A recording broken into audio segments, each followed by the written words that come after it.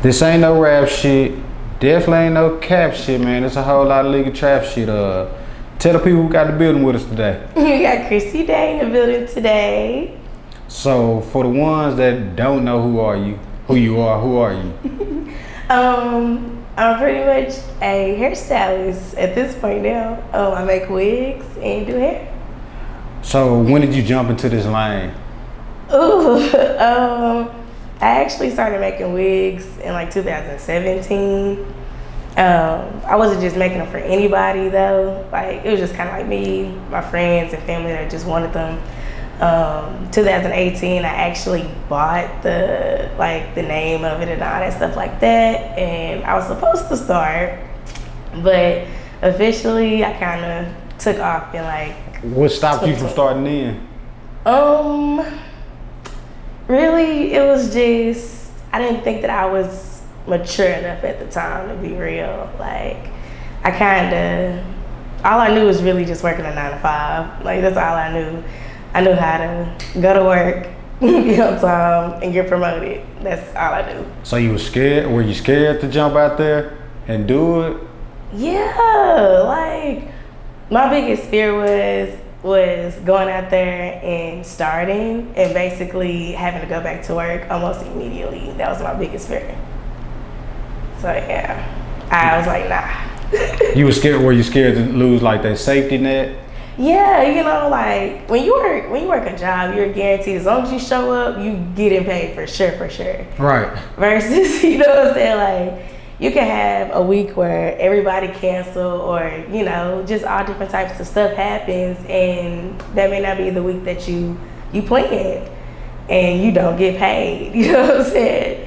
So that was one of my biggest fears, but at the same time, you know, it's a chance you gotta take sometimes. So fast forward, you finally jump out there. When did you decide like, all right, I've been working this 9 to 5. Now I'm gonna quit this 9 to 5 and do this full time? So truth be told, I got fired from my job. You got fired? Hold on. Why you get fired from your job? Basically, I just got tired of it, honestly. Like, we had started working from home, and that's just not for me. Like, I feel like my home is my peace. Like what I work at home now, but this is what I like to do, so it's okay. Versus I'm doing a job I already don't like at my house, and it's just like, no. It was times I was literally going to work late, cause from home, literally from home, and I realized like, girl, this is no. So I had told my sister, I said, man, I know they finna let me go. I know they is. And so, I had got the call, we had talked, and we parted ways, and it was turned it up since then. So you didn't have a choice but to jump out? I had no choice. Because I said after this, like, I was too embarrassed I got fired. Like, I have never got fired from a job. You was embarrassed? Why? I was embarrassed because, I wasn't really embarrassed because I honestly I hate to say it, but I didn't care no more. I didn't. So, it was just like, when I had no option but to do something different. Mm-hmm. Versus, you know what I'm saying, you just quit a job, you automatically just have another job lined up. Right. A lot of times we don't quit just to start our businesses because another job lined up. Now I was forced to, you know what I'm saying? So I was like, nah, I can't tell another job why I got fired at this job. So do you feel like it worked out in your favor though? Yeah. Most definitely. Do you feel like if you still had that 9 to 5, you'll be able to do your thing and work a 9 to 5 full time? I would have to say yes and no, because I feel like, I mean, you could really work your 9 to 5 and do your hustle at the same time. Like, if I was to switch back to just doing wigs and not doing hair, like, I could maintain the whole 9 to 5 and also maintain my business, absolutely. Do you think you'll be able to reach that full potential without that 9 to 5 interfering with what you got going on? Yeah, like right now, I have been self-employed for a year now. So, so yeah. What is that like when you first jumped out here and you first got your thing just going like full time? Oh, what was it like? It was scary. Yeah. It was real scary, yeah. What was like the scariest part though for you? Failure, pretty much. I was scared to fail. I'm so hard on myself, so I was scared to fail ultimately, yeah. When you jumped out here, did you have as many clients as you wanted, or how did they go about like getting the clientele and getting people to trust you with their hair? So, okay, I'm gonna tell a small secret. So, after I got fired, like a couple months after, I had got a job at the beauty supply, and it was for 2 reasons: discounts, and I wanted to get some clients. Right. So I had started working at this beauty supply, and my sister had made me some cards, and people would come to the wig section, anybody that can put my wigs on and stuff like that, and I'd be like, yeah, I'll put your wig on. And then it kind of just went from there. Did that interfere, like when you working passing out cards, did the person or the business you was working for, did they have a problem with that? No, they actually didn't care. Because when you go inside the beauty supply, you put your little business cards up there. Right. So they didn't mind that I've added mine. Nothing. Oh, well, that ain't bad. So fast forward, you get your first client, real client, somebody that you don't know. Like, were you nervous trying to put their wig on? Like, at this point, were you like a seasoned stylist? I was a rookie. Well, I still am. I still consider myself a rookie, but I was not. I was terrible. My work was terrible. You think so? I know so. No, seriously, I'm not saying I'm the best of the best now, but literally my work was disgusting. I couldn't believe that. But, people actually let me practice and stuff like that. I wasn't charging them too much or nothing like that, because I knew for a fact I was just trying to get the experience myself. Because I just did wigs. I had no intentions to do hair at all. So how did you end up transitioning to doing hair?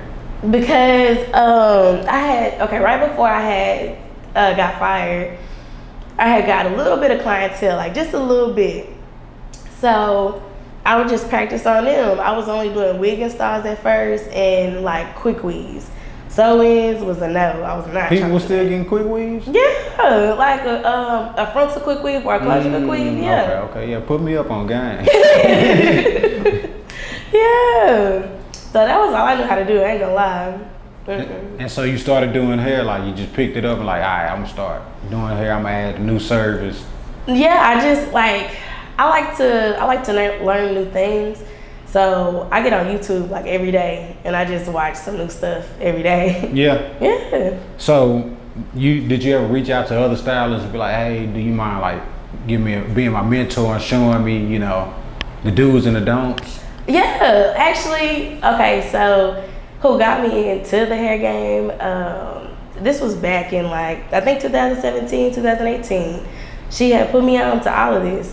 She gave me the whole tea on everything. I still to this day, I ask her questions if I got a question about something. If it's just dealing with a customer or actual hair and stuff like that, I ask her. She answered everything. Speaking of customers, when you did your first install or whatever, what kind of feedback? How do you deal with feedback from people? Honestly, I like people to tell me for real, if you don't like it. Be for real, because if you leave out of my home or my shop, whatever. After you leave, my name is on there. You go tell people who did your yeah. Right. So you know what I'm saying? I don't want you to say that and people be you know what I'm saying? So if they bring you negative feedback and say, hey, my edge is messed up, whatever, you gonna fix it or? Yeah, I'm gonna fix it. It is stipulations to that, but if they just honestly didn't like it and they tell me at least within the same day, then I'm gonna fix it. Even if after you're done their hair after 4 hours, they'll be like, nah, this ain't it. 4 hours ago, they would have to tell me what they did. I ain't gonna lie. I'm what y'all do? Cause people ain't really too good with their hair. Some people not. For real. Yeah. So what are some of the pros to being your own boss? Let me see. I pretty much make my own schedule. I'm able to, I'm able to make my own schedule for the most part. And just being able to it's a little freedom. I like that. Yeah. Yeah. What are some of the cons when it comes to being an entrepreneurship lane? Self-discipline. Like, you have to literally still treat it as if you're going to, to your job. You know what I'm saying? It took me a minute to do that, I'm not gonna lie. It was hard for you? At first, yeah. Why was it so hard? Because it was almost too easy at first. Like, dang, all I do is just get up. If I have an appointment early that day, I get up early that day. I do something. Like, that's how it was like the first couple months. And then I was like, you know what? I could be way more productive. So I had to set myself on literally a 8 to 12 hour schedule. Mm-hmm. Like, this is literally, and if I have to go over that, then I just go over that. But yeah, I had to give myself self-discipline. So at times, like when you jumped out here, did you ever become like discouraged? Like, nah, this ain't it. Yeah. Yeah. Mhm. How did you overcome that feeling? Really just I really don't see myself doing anything different, to be honest. Like, I actually like making wigs. I like being creative and coming out with different stuff. I like that, you know? So that's pretty much my biggest motivation right there.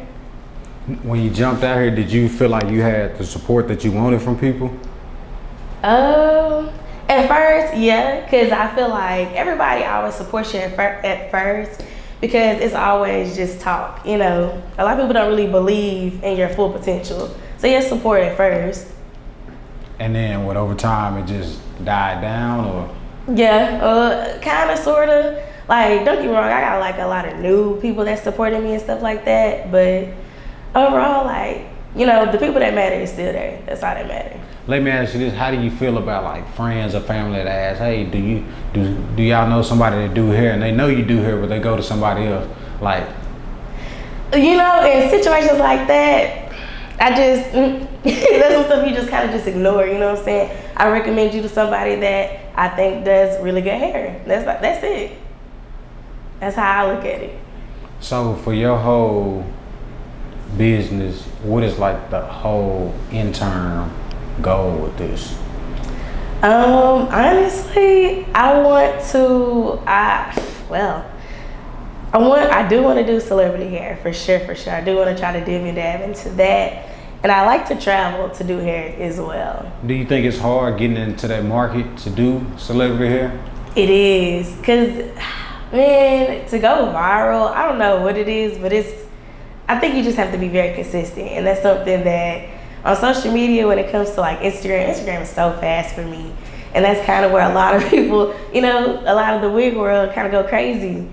And yeah, it's just too fast. It's too fast for you? Yeah, like I'm just starting to catch up to it. Really? Yeah. What characteristics do you feel like one has to possess in order to be like an entrepreneur, to even jump into that lane? I'm gonna bring you back to self-discipline. Without that, you pretty much are doomed to fail if you don't have no self-discipline. Like, for real. That's key? That's key. I'm gonna be pretty firm on that. Okay, self-discipline. Y'all heard it, man. Self-discipline is key to jump into this entrepreneur lane. Mm-hmm. Did you have like anybody that really influenced you to become like an entrepreneur, or just you got tired of the 9 to 5? I'm actually gonna be honest. I kind of always knew that I was not gonna always work a 9 to 5 for the simple fact that I hated working. Like, I used to like to go to work because it was fun.